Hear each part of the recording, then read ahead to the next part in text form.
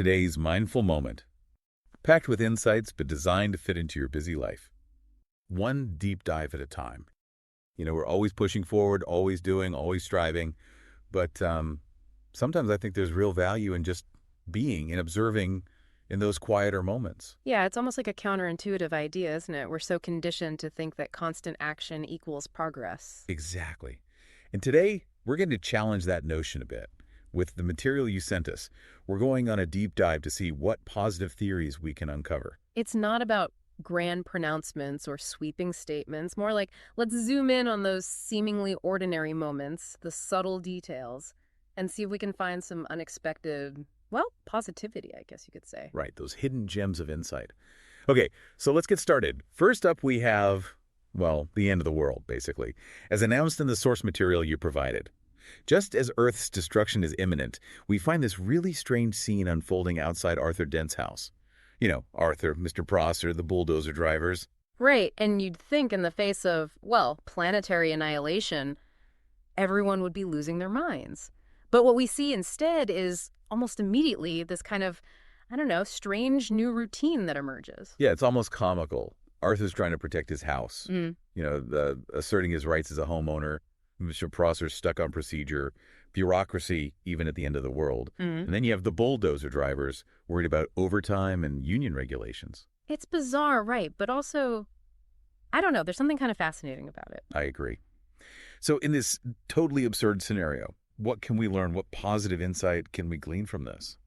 Well, to me, it speaks volumes about human adaptability. Even with this ultimate catastrophe looming, there's this drive, this urge to find some sort of structure. Even if it's clinging to those familiar frameworks, right? Like routine or, even self-interest. Exactly. And isn't that remarkable, this resilience, this focus on navigating the immediate reality, even when that reality is, well, about to vanish? It's really interesting. Why do you think that is? Why focus on the immediate, the familiar, in such extreme circumstances? That's a great question. Maybe it's a coping mechanism, a way to feel grounded when everything else is completely unmoored. Right. It's like, okay, a tidal wave is coming, but hey, at least I can worry about this pebble in my shoe. Yeah, I like that analogy. A way to assert some control, however small, in a situation where control is ultimately an illusion. Okay, moving on. We have another kind of peculiar moment.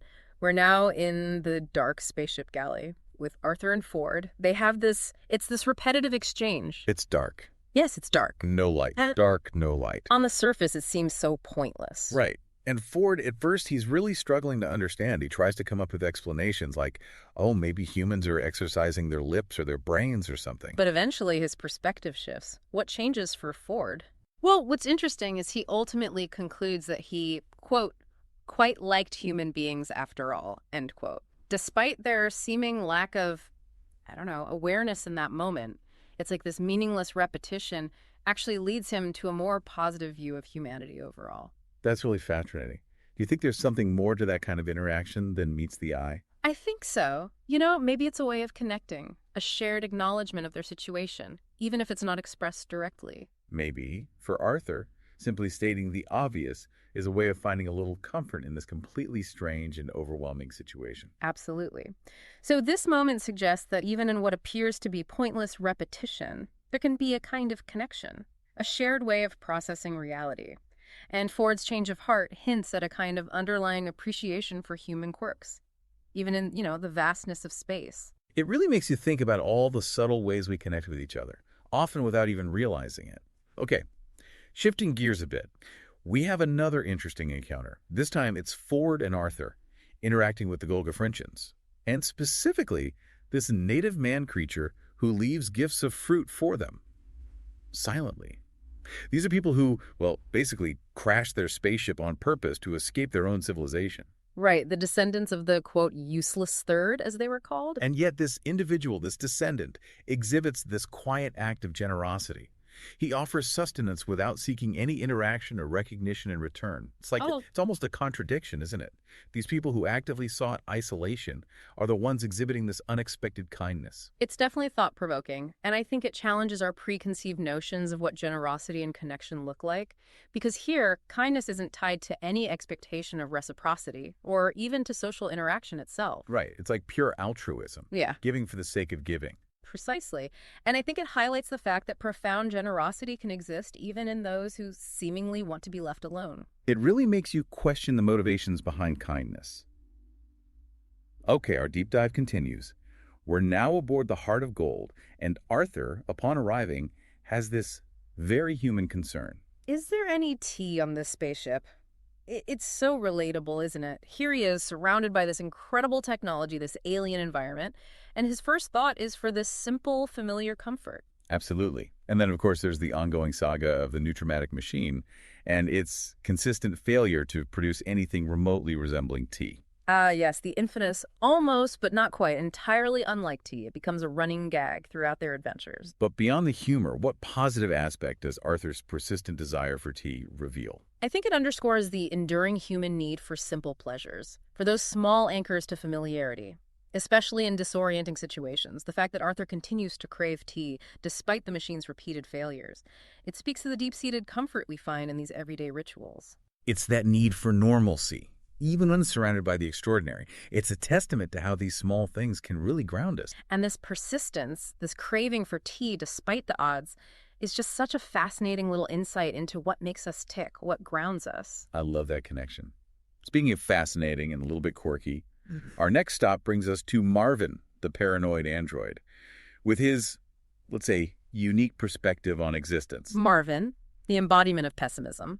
But even his negativity, his interactions like thanking a door or making these incredibly bleak pronouncements about life, I think it reveals something really interesting about how we as humans cope with absurdity. And the reactions of the others, especially Ford and Arthur, it's often just a shrug, a kind of acceptance of Marvin's doom and gloom. And then you have Trillian with her gentle kindness towards him. Yeah, it's almost like they've found their own ways of navigating Marvin's negativity. So even in Marvin's negativity and the way the others respond to it, we can find a positive takeaway. I think so. Humor, even when it's dark, even when it's pessimistic, can be a powerful coping mechanism. It allows us to acknowledge the absurdity of a situation without being totally consumed by it. Right, like finding a shared language in the face of the ridiculous. Exactly. And then you have the responses of the others, particularly Trillian's empathy. It's like they're demonstrating a way to deal with negativity, not by fighting it, but by meeting it with compassion and understanding. It's a connection formed through a shared experience of the bleakness, even if they each react differently. It's really quite beautiful. And finally, our last moment takes us to Zaphod, witnessing the twin sons of Sulianis and Rom, and his reaction is, well, pure Zaphod. Yeah, he's completely enthralled by the spectacle, the sheer awesomeness of it all. And then you have Ford, more understated in his response, and he has this internal thought about appreciating a garden without needing to believe in fairies. It's a nice contrast, right? Two different ways of experiencing wonder. Absolutely. And I think Ford's perspective, his appreciation for the garden as it is, without embellishment, without needing to add fantastical elements, it points to a kind of positive outlook that's grounded in reality. So the positive theory here is that there's inherent beauty and wonder in the natural world. Yeah. In simply understanding how things work. Yeah. You don't need the fantasy. The reality is enough. Exactly. It's a beautiful sentiment, isn't it? And, as we look back on all these seemingly small, insignificant moments, we've actually uncovered some pretty significant positive aspects of human nature, of the universe. Absolutely. We've seen adaptability in the face of utter destruction, the comfort found in the familiar, unexpected kindness from those who seek isolation, the importance of simple pleasures, humor as a coping mechanism, and this inherent wonder in the real world. All these little nuggets of positivity. It's a reminder that even within the most chaotic narratives, the most absurd situations, there are uplifting truths to be found, if we just take the time to look closely. And for you, our listener, we encourage you to do just that, to apply this lens of seeking positive insights to the information you encounter in your own life. Yeah, what seemingly insignificant moments in your own experiences might hold surprising value? What details have you overlooked that might offer a fresh perspective, a more optimistic understanding? If you enjoyed this deep dive, be sure to subscribe to the deep dive for more unconventional explorations like this one. And if you know someone who might appreciate this different way of looking at things, please share it with them. You can also delve further into the source material by purchasing it through the link provided in the show notes. But most importantly, keep thinking critically, keep questioning, keep seeking those positive insights, no matter how hidden they might seem.